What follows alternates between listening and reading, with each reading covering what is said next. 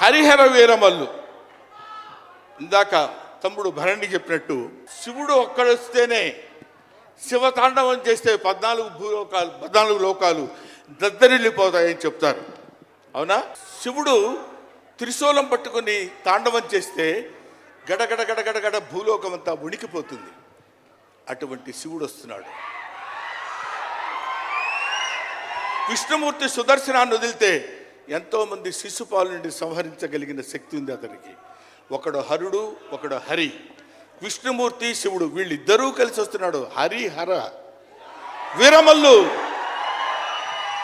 వీరమల్లు పేరుతో వచ్చినటువంటి హరిహర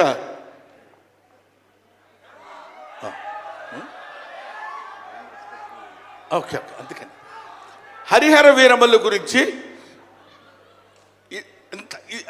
మధ్యలో చిన్న డిస్టర్బెన్స్ జరిగింది.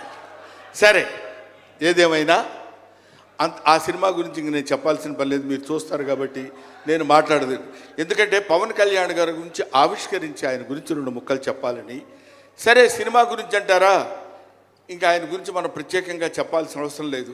ఆయన అలా కొట్టుకుంటూ ఇంకా రచ్చ రచ్చ రచ్చ రచ్చ కింద ఉంటుంది. ఇప్పటికే పవన్ కళ్యాణ్ గారు మరి ఆయన జాతకం ఏంటో నాకు తెలియదు, ఇలాంటి స్టైల్.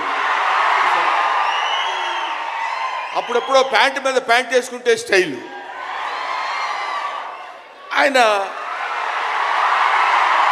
కారణ జన్ముడు కాబట్టి ఇంకా నన్ను అనవసరంగా వెనకాల జుట్టు పట్టుకొని లాక్కి వెళ్ళిపోయేటట్టుంది సుమ మా అమ్మాయి. కాబట్టి I wish you all the best. ఎప్పటికైనా మీ ఒళ్ళో తలపెట్టుకుని ఎక్కెక్కి ఏడవాలని పవన్ కళ్యాణ్ గారు. Thank you very much. మిమ్మల్ని ఇద్దరిని చూస్తే మాకు స్వామి నదికి పోలేదా సీన్ గుర్తొస్తుంది. Thank you so much Brahmanandam గారు. మనకి టైం రెస్ట్రిక్షన్స్ ఉన్నాయి.